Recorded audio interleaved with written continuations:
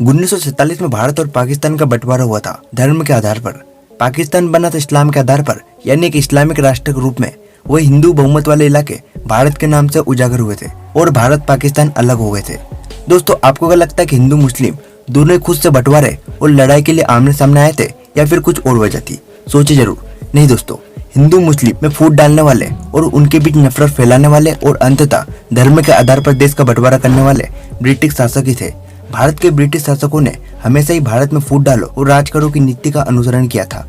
उन्होंने भारत के नागरिकों को संप्रदाय के अनुसार अलग अलग समूह में बांट कर रखा था। उनकी कुछ नीतियां हिंदुओं के प्रति भेदभाव करती थी तो कुछ मुसलमानों के प्रति। 20वीं सदी आते आते मुसलमान हिंदुओं के बहुमत से डरने लगे थे। वही दूसरी ओर हिंदुओं को भी लगने लगा था कि ब्रिटिश सरकार और भारतीय नेता मुसलमानों को विशेष अधिकार देने और हिंदुओं के प्रति भेदभाव करने में लगी है। इसलिए भारत में जब आजादी की भावना उभरने लगी तो आजादी की लड़ाई को नियंत्रित करने के लिए दोनों संप्रदाय के नेताओं में होड़ लग गई। और फिर सन 1906 में ढाका, जो अभी के समय के बांग्लादेश की राजधानी और वहाँ का सबसे बड़ा शहर है, वहाँ पर बहुत से मुसलमान नेताओं ने मिलकर एक मुस्लिम लीग की स्थापना की। अब दोनों देशों का बंटवारा कैसे और किस आधार पर हुआ था, मोहम्मद अली जिन्ना और सरदार वल्लभ भाई पटेल ने इसे सारी चीजों को हैंडल और वहाँ पर क्या भूमिका निभाई, उन सभी के बारे में स्टूडियो में बताने लगे तो वीडियो बहुत ही लंबा हो सकता है। इसलिए अगर आपको इसके बारे में जानना है, समझना है, तो आप हमारे चैनल पर मौजूद इस वीडियो को पूरा जरूर देख लेना, जिसकी लिंक मैंने डिस्क्रिप्शन में दे दी है। दोस्तों, 1947 के कुछ सालों बाद ही देश के साथ साथ रियासतें यानी कि आज के स्टेट्स या प्रोविंसेस भी बांटे गए थे, जिसमें पाकिस्तान को कितने प्रोविंसेस यानी कि राज्य मिले और पाकिस्तान का सबसे बड़ा राज्य कौन सा है, सबसे अमीर या सबसे ज्यादा आबादी वाला राज्य कौन सा है, उन सभी के बारे में आज के इस वीडियो में जानेंगे। और न केवल जानेंगे बल्कि पाकिस्तानी स्टेट्स का कंपेरिजन आज के वीडियो में हम इंडियन स्टेट्स के साथ करेंगे। शुरुआत करते हैं भारत से।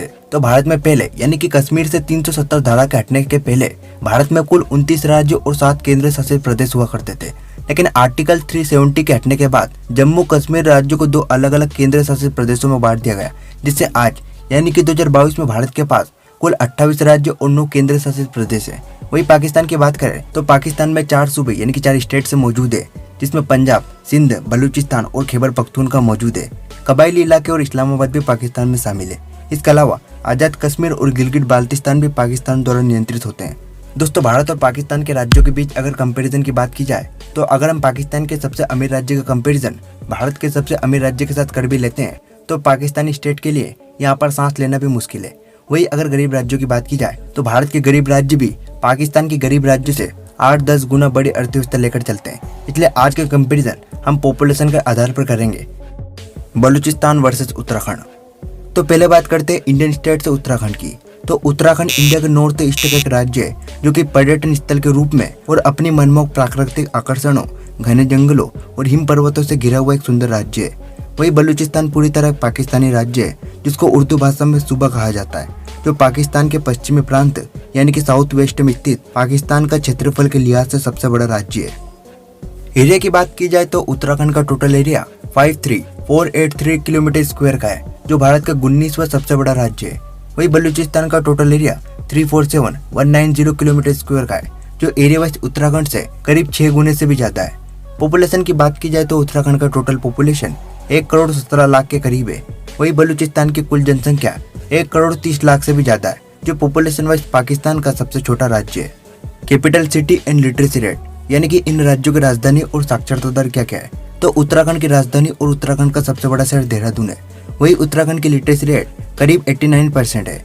बलूचिस्तान की बात की जाए तो बलूचिस्तान की कैपिटल सिटी और सबसे बड़ा शहर क्वेटा है। लिटरेसी रेट की बात की जाए तो बलूचिस्तान की साक्षरता दर 43% है, जो कि उत्तराखंड के लिटरेसी रेट से काफी कम है, लगभग आधी।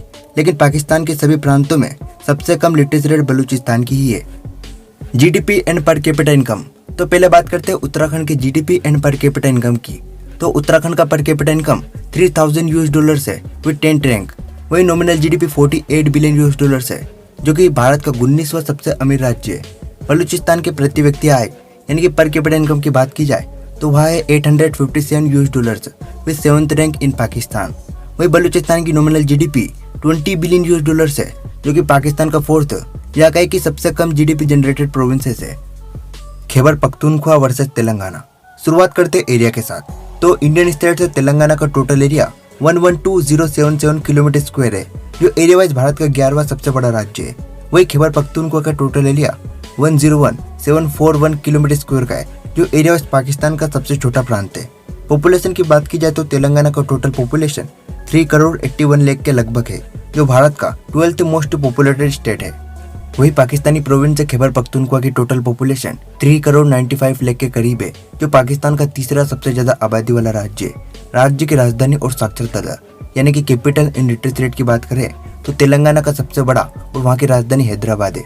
वही पाकिस्तान के खैबर पख्तूनख्वा प्रांत की capital and largest city Peshawar है। वही लिटरेसी रेट की बात करें तो खैबर पख्तूनख्वा की लिटरेसी रेट 54% है। GDP and per capita income तो तेलंगाना का जीडीपी 178 बिलियन यूएस डॉलर है विथ 9th रैंक। और वही जीडीपी पर कैपिटा इनकम की बात करें तो तेलंगाना का जीडीपी पर कैपिटा इनकम $4,000 है, जो भारत का 6वां सबसे बड़ा राज्य है in terms of per capita income. जिसके मुकाबले पाकिस्तान के खैबर पख्तूनख्वा की पर कैपिटा इनकम सिर्फ $857 है और नॉमिनल जीडीपी भी कुछ खास नहीं है। जहां तेलंगाना की जीडीपी 178 बिलियन यूएस है, वहां पर खैबर पख्तूनख्वा की जीडीपी सिर्फ $32 बिलियन यूएस है। तो दोस्तों, पॉपुलेशन के आधार पर कंपैरिजन करने के बाद भी पाकिस्तानी प्रोविंसेस इंडियन स्टेट से आगे बिल्कुल नहीं ठहरते, तो यहाँ पर समय की बर्बादी करने का कोई मतलब नहीं रह जाता। क्योंकि अगर पॉपुलेशन के आधार पर भी पाकिस्तानी प्रोविंसेस इंडियन स्टेट के सामने बुरी तरह हाफ रहे तो जरा विचार कीजिए कि भारत का सबसे अमीर यानी जीडीपी प्रोड्यूसिंग स्टेट महाराष्ट्र का कंपैरिजन पाकिस्तान के highest GDP producing provinces Punjab का मुकाबला कैसे हुआ। क्योंकि महाराष्ट्र और पंजाब का पॉपुलेशन लगभग सेम होने के बावजूद भी पंजाब का पर कैपिटा इनकम सिर्फ $1,600 है। वही महाराष्ट्र का per capita income Pakistani Punjab के 2 गुने से भी ज्यादा है, $3,700। तो जाहिर सी बात है कि महाराष्ट्र की जीडीपी पाकिस्तानी पंजाब से भी काफी ज्यादा होगी, जिसमें पंजाब की जीडीपी 194 बिलियन यूएस है, वही महाराष्ट्र की जीडीपी 460 बिलियन यूएस है, जो कि न केवल पाकिस्तानी प्रोविंस पंजाब से ज्यादा है बल्कि पूरी पाकिस्तान की जीडीपी से भी बहुत ही ज्यादा है।